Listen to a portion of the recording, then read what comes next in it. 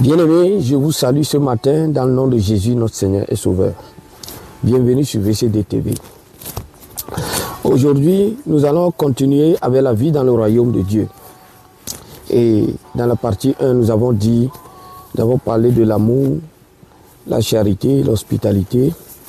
Et bien-aimés, en conclusion, nous avons dit que Jésus n'est pas venu dans le monde pour juger le monde. Mais il est venu dans le monde afin que le monde soit sauvé par sa venue. Mais attention, il a dit, celui qui croit est sauvé, mais celui qui ne croit pas, il est déjà jugé. Alléluia. Donc le Seigneur, il est venu afin que nous soyons sauvés. Voici le but pour lequel Jésus est venu, bien-aimé. Donc dans ce royaume, nous avons dit que l'amour, c'est la racine. L'amour, c'est le centre de tout. Amen. Donc, aujourd'hui, nous allons continuer toujours avec l'amour. C'est pourquoi, ferme tes yeux, nous allons prier un instant. Père, nous te disons merci. Nous te bénissons, Seigneur, pour cette grâce que tu nous as encore donnée aujourd'hui. Cette vie, Seigneur, que tu nous as encore accordée, Seigneur, c'est par ta grâce et ton amour. Nous te remercions, nous te disons merci. Père, reçois la gloire, reçois les louanges et l'adoration, Seigneur, au nom puissant de Jésus-Christ. Je te loue, je t'adore, je te loue, je te bénis, je te loue, je t'exalte, je te loue, je te glorifie. Reçois les louanges et l'adoration. Viens nous parler ce matin, Seigneur. Touche les cœurs qui vont écouter ces enseignements et aide-les, Saint-Esprit, à prendre la décision, Seigneur, de recevoir le Seigneur dans leur vie. Au nom puissant de Jésus-Christ, j'ai ainsi prié. Je scelle ce moment dans le sang de Jésus et je lis toute puissance des ténèbres qui va se lever ce matin. Au nom puissant de Jésus-Christ, j'ai ainsi prié. Merci Seigneur. Amen, amen, amen. Bien-aimés, la parole de Dieu nous dit dans Luc 8 et 10, Jésus dit à ses disciples, il vous a été donné de connaître les mystères du royaume de Dieu. Mais pour les autres, cela leur est dit en parabole. Alléluia. Donc Jésus utilise les paraboles pour expliquer le royaume de Dieu. Pour expliquer le royaume.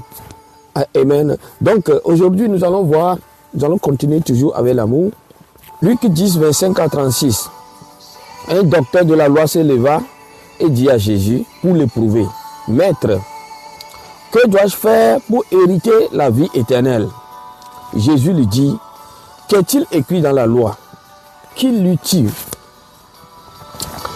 Et il répondit, tu aimeras le Seigneur ton Dieu de tout ton cœur, de toute ton âme, de toute ta force et de toute ta pensée. Et ton prochain comme toi-même.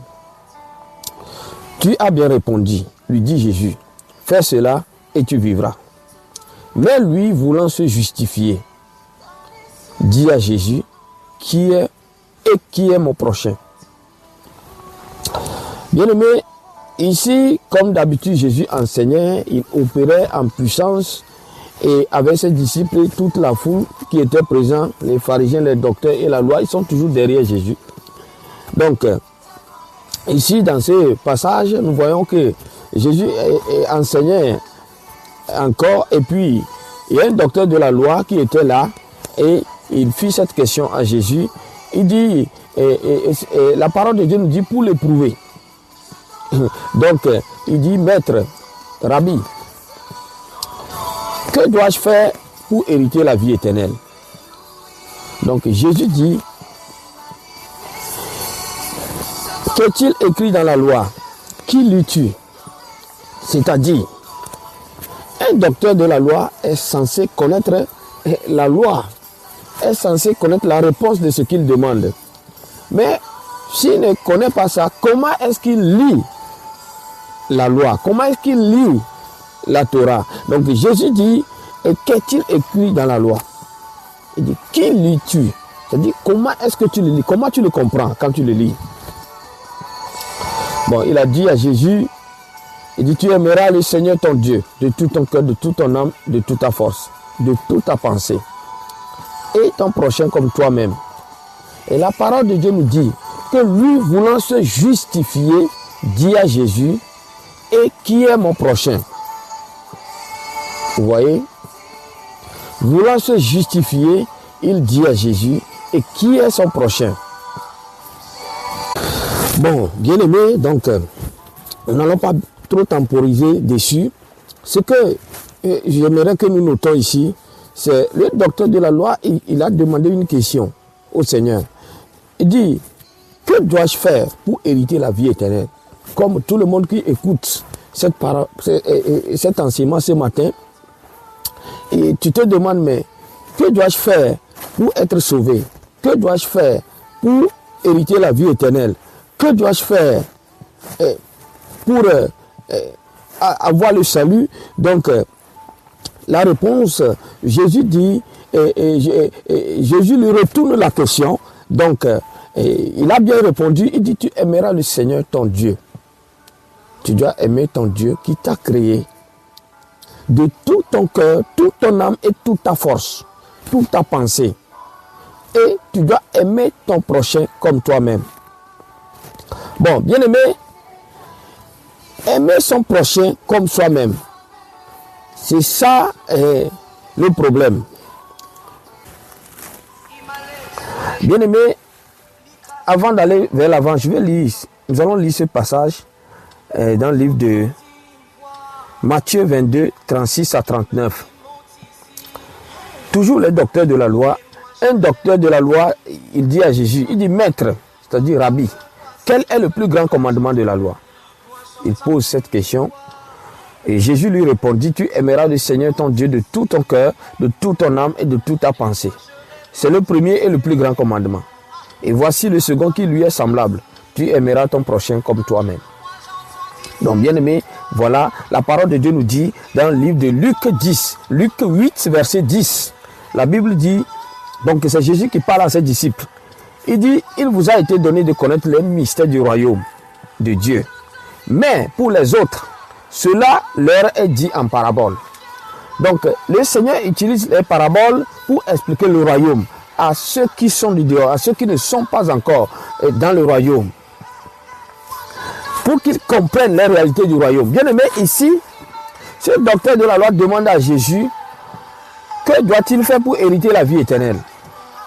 Donc Jésus dit, aimer ton Dieu et aimer son prochain. Donc sa préoccupation, bon, voulant se justifier, la parole de Dieu nous dit, et qui est, il demande au Seigneur, et qui est mon prochain? Donc c'est là où il y a le problème. Quand on dit aimer Dieu, chacun sait ce que ça veut dire. Mais aimer son prochain, là, ça veut dire quoi? Donc, bien aimé, ici, laissez-moi vous dire quelque chose. Quand ce docteur de la loi a posé la question au Seigneur, Jésus lui a dit, qu'est-il écrit dans la loi? C'est-à-dire, tu ne peux pas comprendre le concept d'aimer son prochain sans la loi. Et il va plus loin, il dit, qui lis-tu? C'est-à-dire, quand tu le lis, si tu connais cela, quand tu le lis, comment est-ce que tu le lis? Comment est-ce que tu le comprends? Quand tu lis ce qui est écrit dans la loi, comment tu le lis et comment tu le comprends? Il dit, qui lis-tu? Alléluia. Donc, parce que tu ne peux pas aimer ton prochain comme toi-même, sans la loi, sans la parole de Dieu. Bien aimé, maintenant, ramenons cela à nous aujourd'hui. Nous qui vivons l'époque de la grâce. Tu ne peux pas aimer ton prochain sans le Saint-Esprit, sans Jésus-Christ. Quand Jésus dit d'aimer son prochain comme soi-même, là, personne ne peut aimer autrui comme lui-même. Personne ne peut aimer son prochain comme soi-même, sans la parole de Dieu, sans la connaissance véritable du Dieu vivant, sans la connaissance de la parole de Dieu, sans la connaissance de Jésus, sans la connaissance, sans l'aide du Saint-Esprit. Bien-aimé, tu ne peux pas par ta propre force. C'est impossible que tu aimes ton prochain comme toi-même. Ce que tu fais à ton propre corps, comment est-ce que tu veux vivre, la manière dont tu te traites toi-même, que tu fais les mêmes choses exactement pour ton prochain. Sans la parole de Dieu, bien-aimé, c'est impossible. C'est impossible. C'est pourquoi Jésus lui dit, il dit, qu'est-il écrit dans la loi? Et qui lis-tu? Alléluia. Il n'y a que le Saint-Esprit qui peut nous aider à aimer nos prochains comme nous-mêmes. Bien-aimés, parfois nous pensons que nos prochains là, il s'agit des membres de nos familles, de notre environnement, de notre entourage, de nos amis, de nos églises, etc., etc., etc. Mais nous allons voir dans ce passage ce que signifie le prochain dont nous parlons. Continuons la lecture. Donc, Jésus commença la parabole. Au verset 30, Jésus reprit la parole et dit: un homme descendit de Jérusalem à Jéricho. Il tomba au milieu des brigands, qui le dépouillaient, le chargeaient de coups et s'en allèrent, le laissant à demi-mort. Un sacrificateur qui par hasard descendit par le même chemin, ayant vu cet homme, passa autre. Un lévite qui arriva aussi dans le seul lieu, l'ayant vu, passa autre. Mais un samaritain qui voyageait, étant venu là, fut ému de compassion. Lorsqu'il le vit, il s'approcha et banda ses plaies, en y versant de l'huile et du vin. Puis il le mit sur sa propre monture, le conduisit à l'hôtellerie et prit soin de lui. Le lendemain, il tira 2 deniers, les donna à l'hôte et dit: aie soin de lui, et ce que tu dépenseras de plus, je te le rendrai à mon retour. Lequel de ces 3 te semble avoir été le prochain de celui qui était tombé au milieu des brigands? C'est celui qui a exercé la miséricorde envers lui, répondit le docteur de la loi. Et Jésus lui dit: va et toi, fais de même. Donc, bien aimé, voilà la parabole du bon samaritain. Donc ici, la question est: qui est mon prochain? Qui est ton prochain? Donc, bien aimé, ici, Jésus dit: un homme descendit de Jérusalem pour Jéricho. Et bien aimé, ici, Jérusalem symbolise la ville sainte. Aujourd'hui, nous pouvons dire la présence de Dieu. Et Jéricho, c'est la ville qui a été maudite par Josué. Donc, ce qui symbolise en quelque sorte le monde. Donc, descendit, il dit: un homme descendit de Jérusalem à Jéricho. Pour comprendre les paraboles et la pensée du Seigneur, il n'y a que le Saint-Esprit qui peut nous aider, bien aimés. Donc, ici, cela veut dire quitter la présence de Dieu vers le monde. Donc, chaque personne qui quitte la présence de Dieu, quitter la présence de Dieu, je ne parle pas des activités ou de la religion. Avoir une intimité avec le Saint-Esprit, avoir une relation personnelle avec le Christ, marcher avec Jésus dans la justice, dans la paix. Bien-aimé, celui qui quitte la présence de Dieu, celui qui s'est déconnecté de Dieu et qui s'attache au monde, la parole de Dieu nous dit: il est pris dans les mains des brigands. Donc, c'est ce qui se passe ici. Donc, descendez de Jérusalem pour Jéricho. Cela veut dire quitter la présence de Dieu et s'attacher maintenant au monde. Qu'est-ce qui va y arriver? Bien aimé, nous avons vu dans le passage que on dit qu'il est tombé au milieu des brigands qui le dépouillaient, le chargeaient de coups et s'en allait, le laissant à demi-mort. Alléluia. Bien aimé, c'est ça. Donc, c'est pourquoi la parole de Dieu nous dit,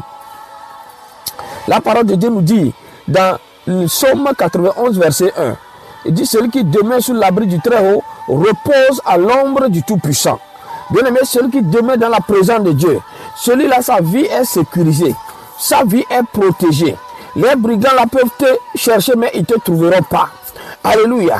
Cela veut dire, est-ce que celui qui s'attache à Dieu, il n'y aura pas de mal dans sa vie, bien aimé, quand bien même que le mal se présente. La Bible dit que le malheur atteint souvent le juste, mais l'Éternel l'en délivre toujours. Même dans les périodes de mal, Dieu va toujours te délivrer. Alléluia. Donc c'est ça ici. Bon, comparons un peu cette scène-là à notre situation, à nous aujourd'hui. Donc les brigands là, quand nous quittons la présence de Dieu, et nous nous attachons aux choses du monde. Qu'est-ce qui se passe? Bien-aimés, les brigands là aujourd'hui, ce sont les maladies, ce sont les problèmes, ce sont les difficultés de la vie que nous traversons. Alléluia. Mais celui qui se tient dans la présence de Dieu, quand bien même que ces choses vont arriver, même si ces brigands se présentent, la parole de Dieu nous dit que l'Éternel nous délivrera toujours. Alléluia. Donc voilà, c'est ce que nous pouvons dire dans cette première partie. Donc j'ai divisé ce passage en 3 parties. Donc deuxième partie maintenant, nous allons prendre maintenant le prêtre. On dit un sacrificateur, c'est-à-dire un homme de Dieu qui descendait pas le même chemin. Bien aimé, voyez le passage. Il dit un sacrificateur qui par hasard descendait pas le même chemin.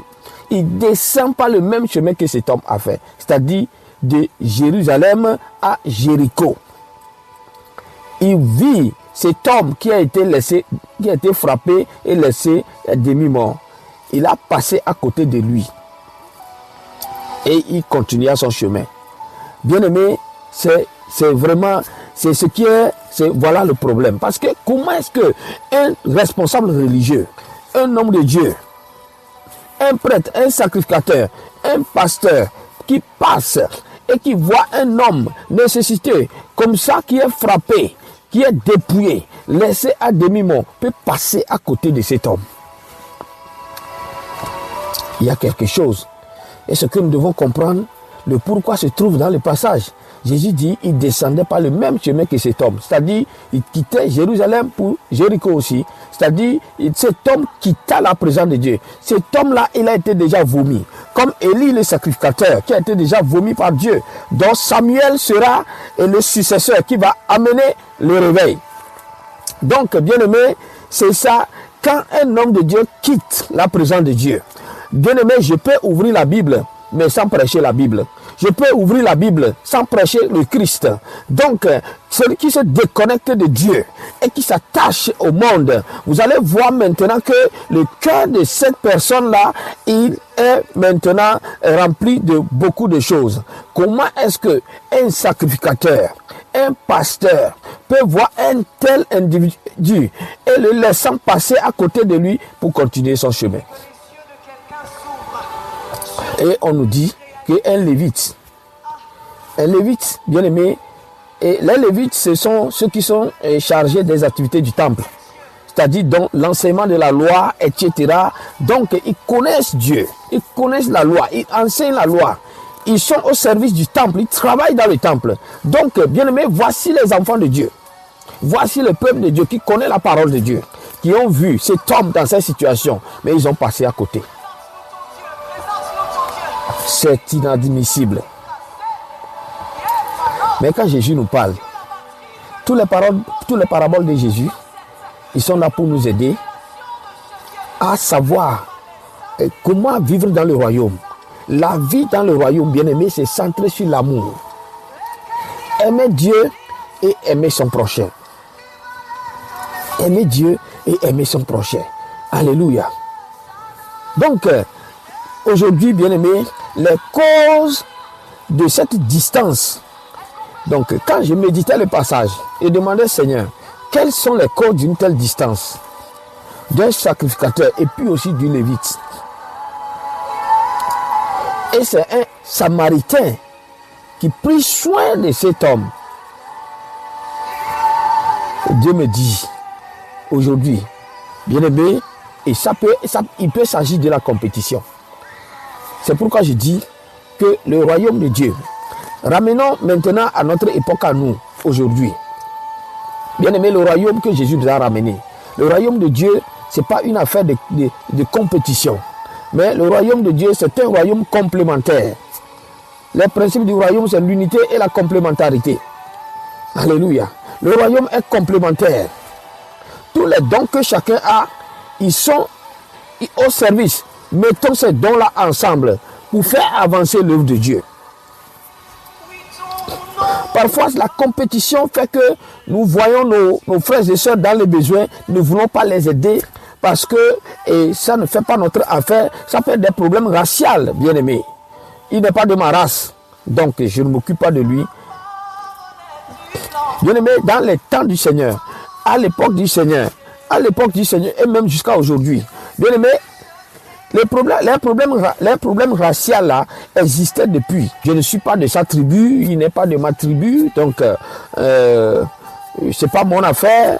Et alléluia. Donc nous pouvons dire beaucoup de choses. C'est le temps. Nous pouvons aussi parler du temps. Je n'ai pas le temps. Pourquoi je vais perdre mon temps pour lui? Donc alors que je dois commencer le culte dans telle minute. Alléluia.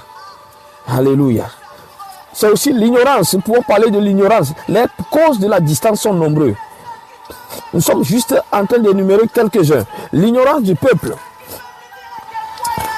Puisque la parole de Dieu nous dit que Dieu dit que son peuple est détruit parce qu'il manque de la connaissance.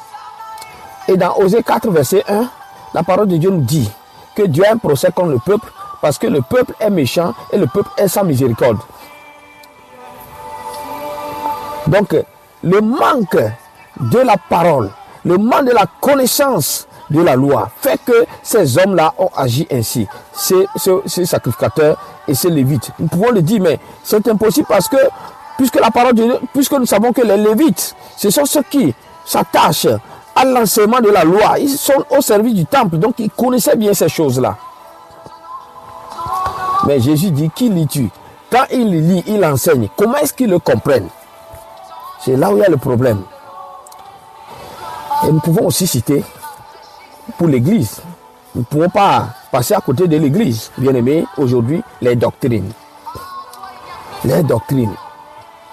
Fait que parfois nous voyons nos prochains et ils sont dans des difficultés, mais on se dit, comme il ne fait pas partie de notre communauté, comme il ne fait pas partie de notre assemblée, ce n'est pas notre problème à nous. Je suis assemblée de Dieu. Je suis pentecôte. Je suis anglican. Je suis catholique. Je suis apostolique. Je suis prophétique. Je suis évangélique. Je suis baptiste. Etc., etc., etc. Les différentes doctrines. Alléluia. Bien-aimé, que Dieu nous aide. Vous savez que Jésus réprimandait les responsables religieux à son époque. Dans Matthieu 22, 27, Jésus dit, malheur à vous, scribes et pharisiens hypocrites, parce que vous ressemblez à des sépulcres blanchis qui paraissent beaux au dehors et qui au dedans sont pleins d'ossements de mort et de toute espèce d'impureté.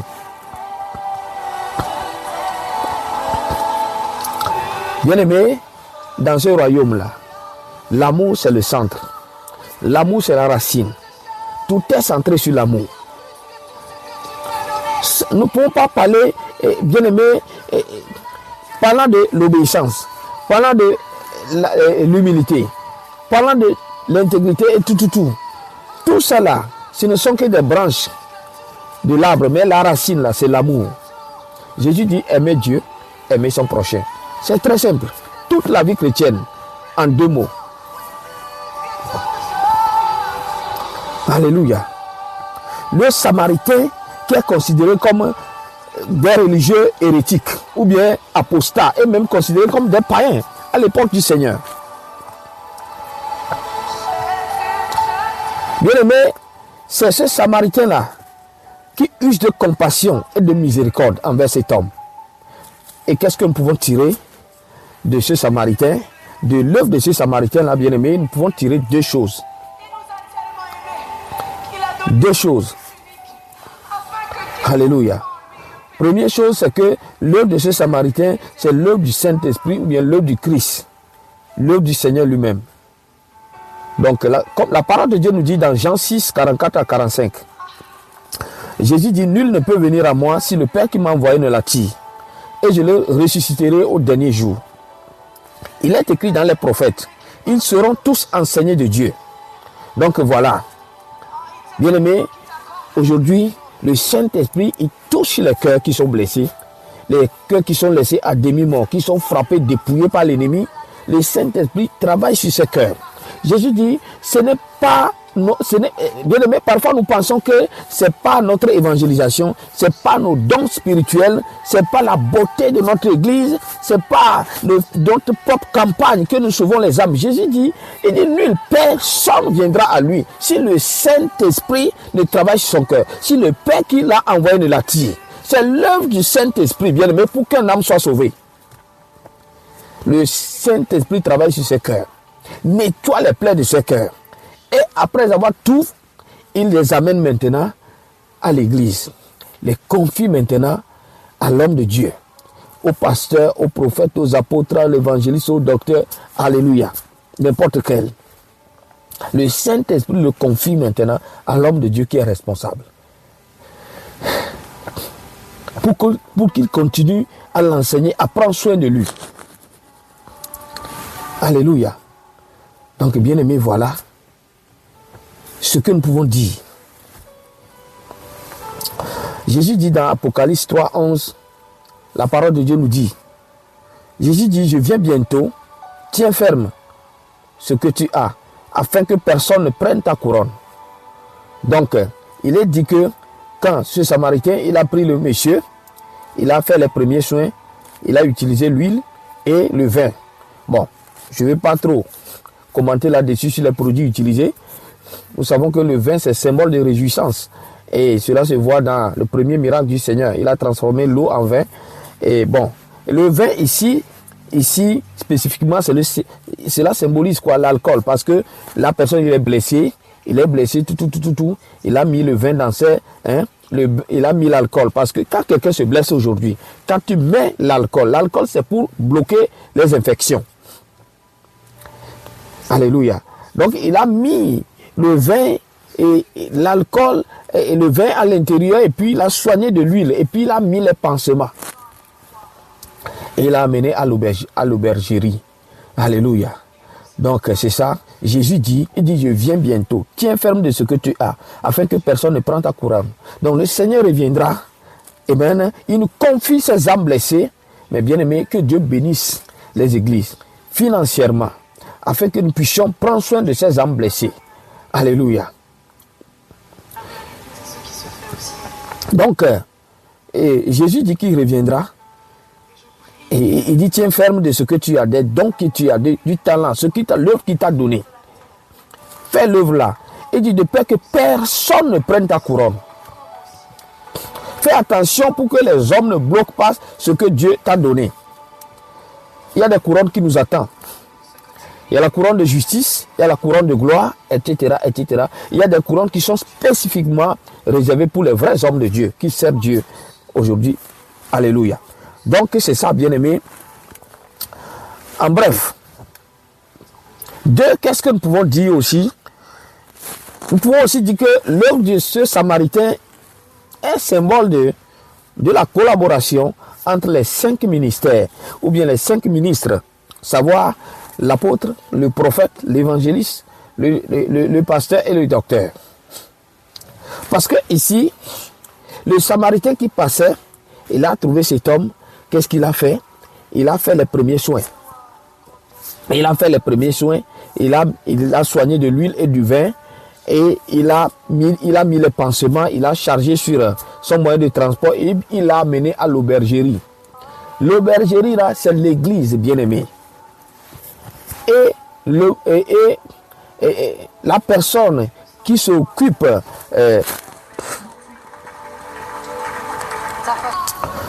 la parole de Dieu nous dit que le lendemain, il tira 2 deniers, les donna à l'hôte. L'hôte de l'aubergerie, celui qui s'occupe de l'aubergerie là, bien aimé, c'est le pasteur. Alléluia. C'est le pasteur, ou l'apôtre, ou le prophète, etc. Alléluia. Donc c'est ça, bien aimé. Donc ceci symbolise aussi la collaboration entre les 5 ministères. Nous pouvons dire que l'œuvre du Samaritain symbolise, nous pouvons dire que c'est le travail d'un évangéliste qui part, qui gagne des âmes. Et quand il gagne l'âme là, il n'amène pas directement à l'aubergerie. Il dit qu'il a mis l'huile et du vin. Il a mis le pansement. Et après, il a amené là-bas. Il a continué à le soigner jusqu'au lendemain. Et il a donné à l'autre de continuer. C'est-à-dire, bien aimé, dans l'église, chacun est appelé pour un ministère spécifique. Ici, l'évangéliste, il gagne l'âme. Ça va de pair pour le docteur, pour l'apôtre, pour le pasteur, etc. Il gagne l'âme, il enseigne pour que les plaies là, pour que le cœur là soit guéri. Il faut que la parole de Dieu pénètre. Il va l'enseigner la parole de Dieu. transformer le cœur là. Maintenant, après, il va dans l'église, il continue de faire un suivi jusqu'au moment où il le confie maintenant au responsable de l'église et lui, il doit quitter, aller continuer son travail. Et de temps en temps, il revient encore. Il dit, ce que tu utiliseras de plus, quand je reviendrai, je te le rendrai, je te le payerai. C'est-à-dire, il y a toujours cette collaboration-là. Il revient encore pour aider, collaborer, travailler encore ensemble. Alléluia. Donc voilà ce qui symbolise aussi la collaboration entre les 5 ministères. Mais je ne parle pas aujourd'hui que quelqu'un qui dirige une église, qui sauve un âme, doit le donner à quelqu'un d'autre. Parce qu'aujourd'hui, les apôtres, les prophètes, les docteurs, les pasteurs et les docteurs, tous ceux-là ont des églises aujourd'hui. Je parle d'une église locale dans laquelle il y a un pasteur principal dont il y a une collège pastorale en dessous de lui, à laquelle il y a les 5 ministres là. Alléluia. Donc voilà le travail que chacun doit faire. Bien aimé, quand nous comprenons les paraboles de Jésus, la vie chrétienne est facile. Mais quand les enseignements n'ont pas été corrects, il y a des problèmes. Alléluia. Donc ici, dans cette parabole-là, nous pouvons tirer beaucoup d'enseignements à l'intérieur. Donc, Jésus dit, qui est parmi les trois, il dit parmi les trois, qui est le prochain de cet homme qui est tombé dans les mains des brigands? Le docteur de la loi dit, il dit, c'est celui qui a usé envers lui de miséricorde. Bien-aimé, en conclusion, donc ton prochain là, ce n'est pas le frère qui s'assoit à côté de toi à l'église. Ce n'est pas seulement lui. Ce n'est pas seulement lui, bien-aimé. Ce n'est pas ton frère, ta soeur avec laquelle tu vis dans ta maison. Ce n'est pas tes collègues de travail dans ton travail. Non, non, non. C'est tout le monde envers lequel tu uses de compassion et de miséricorde. Il est ton prochain. Donc, la parole de Dieu nous dit d'user de compassion et de miséricorde envers tous ceux qui seront dans le besoin. Alléluia. Bien-aimé, tout le monde envers lequel tu fais miséricorde, celui-là, il est ton prochain. Et nous devons avoir cette attitude-là envers tous ceux que Dieu met sur nos chemins et qui sont dans le besoin et qui nécessitent notre aide. Alléluia. Bien-aimé, c'est ça. C'est ça. Jésus dit, va et fais de même. Il dit la condition pour avoir la vie éternelle. La vie éternelle, bien-aimé, ce n'est pas simplement la vie après la mort ou la vie après l'enlèvement de l'église. Non. La vie éternelle, tu peux le vivre aujourd'hui ici sur la terre. La vie éternelle, c'est simplement une vie de justice, une vie de paix et une vie de joie que donne le Saint-Esprit. Là où il y a la paix, là où il y a la justice, il y a la paix. Et là où il y a la paix, il y a la joie. Il n'y a pas une justice sans paix, ni une paix sans la joie. Et on te dit que la justice, la paix et la joie là, bien aimé, il n'y a que le Saint-Esprit qui peut donner ça. Et c'est ça le royaume. C'est ça la vie éternelle dont parle le Seigneur. Il dit pour avoir ça, il faut avoir l'amour. Il faut aimer ton prochain comme toi-même. Il faut aimer Dieu d'abord et aimer son prochain comme soi-même. C'est ainsi que nous avons la vie éternelle. Alléluia. La vie éternelle commence d'abord sur cette terre-là et au-delà. Cela se continue dans l'éternité. Donc, bien-aimé, voilà. Et donc, c'est ça. Donc, pour toi qui as écouté cette parole, bien-aimé, laisse-moi te dire que pour avoir un cœur dans lequel il y a l'amour, un cœur qui aime avec un amour véritable, un cœur qui aime Dieu et qui aime son prochain comme soi-même, bien-aimé, il n'y a que le Saint-Esprit, il n'y a que la connaissance de Jésus, la connaissance de la parole de Dieu qui peut nous aider à aimer nos prochains comme nous-mêmes. Sans quoi c'est impossible. Bien-aimé, le reste c'est de l'ironie. Il n'y a pas un amour du prochain comme soi-même sans le Saint-Esprit. Cela n'existe pas. C'est difficile aux hommes de s'aimer eux-mêmes d'abord, avant de penser à autrui. Mais c'est possible grâce au Saint-Esprit. Que le Seigneur nous bénisse, que le Seigneur nous donne la grâce. Il y a des temps difficiles que nous passons dans ces temps de la fin. Et bien aimé, la parole de Dieu nous dit que l'amour du plus grand nombre se refroidira. Parce que l'iniquité se sera accrue. Mais la parole de Dieu nous dit que là où le péché abonde, la grâce de Dieu surabonde. Je prie pour quelqu'un. Que Dieu nous donne la grâce d'aimer nos prochains, de manifester la compassion et la miséricorde envers nos prochains, avec tout le monde que Dieu met sur nos chemins. Alléluia. Bien-aimé, que Dieu t'aide et que Dieu m'aide, que Dieu nous aide tous. Donc la session évangélisation, ce n'est pas des cultes où je viens faire des sujets de prière pour prier sur les situations, enseigner. Non. Cela concerne uniquement le royaume de Dieu. Le royaume de Dieu. Quand nous allons entamer les sessions là, donc c'est pourquoi je ne fais pas des sujets de prière de longue portée. Et ni quand nous allons entamer cette session là, vous allez voir que la dimension ça va changer. Et quand nous allons entamer les cultes de délivrance, des miracles et de guérison, vous allez voir que ça va prendre une autre allure. Donc, ceci étant, je vais lever juste un sujet de prière pour clôturer. Bien-aimé, toi qui as écouté cet enseignement ce matin, et ferme tes yeux, je vais prier pour toi. Éternel, je bénis ton nom, Seigneur. Merci, Seigneur, une fois encore pour aujourd'hui. Merci Saint-Esprit. Nous avons compris que pour hériter la vie éternelle, il faut aimer Dieu et il faut aimer nos prochains. Et nous avons aussi compris, Seigneur, tu as demandé aux docteurs de la loi, qu'est-il écrit dans la loi? C'est-à-dire, nous ne pouvons pas aimer Dieu, aimer nos prochains sans la connaissance de la parole de Dieu. Et nous qui sommes dans la grâce aujourd'hui, sans la connaissance de Jésus, sans la connaissance du Saint-Esprit, sans l'œuvre du Saint-Esprit, sans l'aide du Saint-Esprit, nous ne pouvons pas le faire par notre propre force. C'est pourquoi nous prions maintenant, Seigneur. Donne-nous la grâce d'user de compassion et de miséricorde envers nos prochains. Et Seigneur, pour tous ceux qui se trouvent dans le groupe de ce prêtre, et de ces lévites qui ont vu et ont passé à côté. Transforme leur cœur, Seigneur.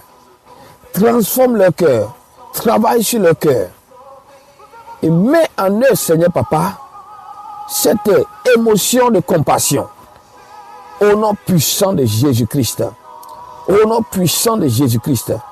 Éternel, je prie pour tous les défis, toutes les difficultés que la société mettra devant nous. De faire tout et tout pour nous empêcher. Tout ce que Satan, tout ce que les puissants démoniaques mettront devant nous pour nous empêcher d'user de miséricorde envers nos prochains. Père, je prie maintenant, je les détruis par la puissance du Saint-Esprit. Au nom de Jésus, j'ai ainsi prié. Amen. Bien-aimé, ceci étant, je veux t'encourager, toi qui as écouté ces enseignements aujourd'hui, à recevoir le Seigneur Jésus dans ta vie.